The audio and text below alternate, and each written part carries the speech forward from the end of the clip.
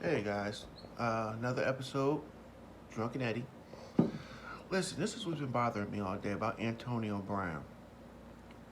The smart stations like Fox News or Fox Sports, they don't want to touch it. They're talking about his character. That's all they're talking about. They're saying for his allegations, they don't want nothing to do with it. Like Colin Coward said, he wants to be the last to report on this one because everybody's torn. But I've started watching ESPN, they're just slamming the dude. And I have a moment to pause. I read the text messages or the emails she sent. They said it was emails. I find that kind of disturbing. Who takes the time to write an email in this day and age when they can text? This was only a few months ago, last year, 2018. But the way I look at it, did he do this? Possible. But as I read the emails, it's basically telling me this. He's saying you wanted to come up. Why would he blast her if he raped her like that?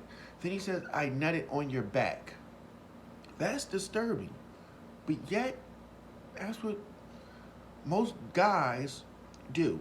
Like, if you're having sexual intercourse with a lady and she's like, oh, come at me, come at me. Nah, baby, I don't want no more babies right now. You pull it out and you just finish off. So that's an explanation for that. Or it could be. Cause see, in this day and age, you don't want to do victim shaming, but she asked her for $1.6 million for a business opportunity. He said no, and that turned her sour because she thought they was getting into a relationship. He known her since college and Bible study. She was a gymnast, still lives with her mom, and he hired her to be his trainer.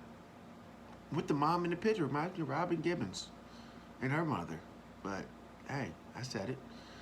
So, I'm not telling you facts. I'm not on nobody's side. I'm just telling you what I know and what I would do and how some people see things. And money is a hell of a fucking motivator. Why would you not? Why didn't she go to the cops? She never went to the police one time. But yet, her only proof is emails that he netted on her back and that ejaculated on her back. Then she took a polygraph that's not admissible in 49 of the 50 states, not even in civil. But why not? Why there's not a criminal investigation. And second of all, when Aaron Hernandez came out with this bullshit that he did, the first day the Patriots like, out of here, you done, without knowing the facts. But they letting this dude practice. So I'm pretty sure if anybody out there that's a lawyer, they kind of know you don't put all of your cards on the table. So they know something that they're not telling us to say, yes, this is a female scorn. I'm going to get him back. Can that possibly be the case? I'm just saying, or maybe he did it. I'm just saying we should give him a benefit of the doubt and not, I'm tired of people condemning people for accusations. Condemn them for convictions, not allegations. I'm probably saying that wrong. Y'all don't have a speech impediment. It's all this damn beer all the time, right? But anyway, that's just the way I see things. So let me know. Comments down below. Tell me what you guys think. Is this feasible what I'm saying? Or is this a chick scorn? I don't know. There's just too many uncertainties about this whole thing that I just don't understand yet. But I'm just begging you guys. He's a part of the black community. Even though he's an asshole, as they say, I'm not a supporter of his at all. I don't even like the way he plays. I never watched a Pittsburgh game in my life. I'm a Giants fan. And I don't really recall them playing Pittsburgh too much. But I think what is right is right. And think about it this way. The way they've been attacking his character over the past 4 months, it's kind of crazy. You know what? If you're Tom Brady and you get emotional yelling at your offensive coordinator, Josh Daniels, you get a pass. You're passionate. But yet, you're losing and you can't affect the game And yet you throw over a Gatorade thing, oh, you're not passionate, you're just a pain in the ass. That happens every single game I see. Then you get baseball players. They wear the same draws, the same socks to every game. And think about it, they have like 161 or 164 games, but they wear the same draws and the same socks every day because it's their lucky. They don't want to break an unlucky trend. Oh, these are my lucky draws. I gotta wear them every game. Now, I heard he had that helmet since college. He only wears it in games. He gets it repainted and redone for every team and get it all polished up. Now, for all of a sudden they say, oh, you can't wear your lucky helmet that you wore since college? That wouldn't tweak you off a little bit? But that's a distraction. Okay, of course. So the team answering questions, that's the distractions. You think they're playing practice and talked about, oh yeah, I wonder what helmet AB's wearing today. Then next, he trying to get better. He went overseas and went to a hyperbaric chamber and got to wear socks or some shit, but burnt his feet. Hey, that shows commitment and dedication. I'm not dick riding. I'm just calling it how I see it. Because if it was somebody else, like when Kobe went and got a knee injection over in Germany, that was fine. Now other people are doing it. So he tried to do something different to keep his body in shape. All I see from this man, from the new takes I've been watching, is he works out. And he works. He loves his craft and he works. Yeah. Who wouldn't want to be famous, though? They say, oh, he just wants to be a celebrity. If you're a professional athlete getting paid millions of dollars, you are a celebrity. But not in football. It's all about the brand and the team. And they go in at OBJ for wearing a freaking watch that he got for free. Somebody gave him a, what was it, between 150,000 and 350,000 watch for free to wear during a game? Why wouldn't he do it? It's Brown. He's getting it for free. He's supporting his team, and there's no rules against that.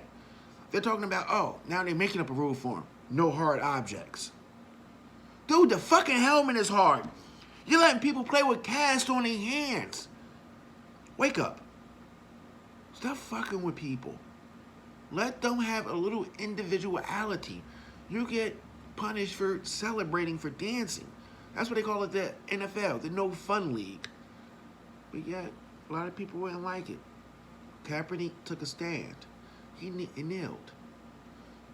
Yeah, it was our troops, but it was kind of making a statement. But that's what I can't stand about America, talking about, oh, Kaepernick don't have a job. Kaepernick did not get cut. I mean, he did not get cut. He quit. He opted out of his contract. And if you look at his past numbers he had in the last year he played, they declined. That's why nobody touched him. Now, American boy, the whitest quarterback I know, running around with his shirt off, fucking Tim Tebow. How come he don't got no job? He had to resort to baseball and still wants to be in the NFL playing quarterback. Dude, it's about production. It's about, can you play the position? The Ravens offered him a job. People thought it was joking. Oh, no, they'll never go look at Lamar Jackson. They was trying to do that. They hired RG3 as a backup. They offered him a job and he turned it down. What people don't talk about that I know, he got offered 5 different jobs and turned them all down. The last one was for the XFL, when the average quarterback makes about $500,000 to $1 million. He asked for $25 million. Why didn't you just take it and show him you could play still? But now with the Ravens, his girl put out a picture of Ray Lewis and the owners and comparing it to Candyland from Django. That wouldn't rub them off. Dude doesn't want to play. He got paid all that money and was quiet just for the lawsuit. If he really wanted to make a statement, you would hear his voice. I heard Martin Luther King's voice. I heard Malcolm X's voice. I ain't hear a goddamn word from Kaepernick. Come on. That's why Jay-Z was like, man, fuck this. And get my bread. But hey, that's my take on Antonio Brown. All I want to say about him is, please, America, do not judge this man until the facts are in. This is not a public court. You know what I mean? This is not public opinions that will convict you. That's what courts are for. You won't know until it happened to you, and I'm pretty sure it happened to a lot of people out there. A few girls lied on me and said I was cheating on them. Or I cheated with him to piss off my wife for I could be single. And I'm like, I ain't go nowhere near your buck-toothed, cross-eyed, Aunt your mama looking ass. What the fuck you talking about? So I asked her one question. I told my wife to ask her. Tell him, what size is his wee-wee? Yeah, the bitch says, 6.5 inches. Bitch is 9.5. Now we know you lying. All right, guys, it's Drunken Eddie.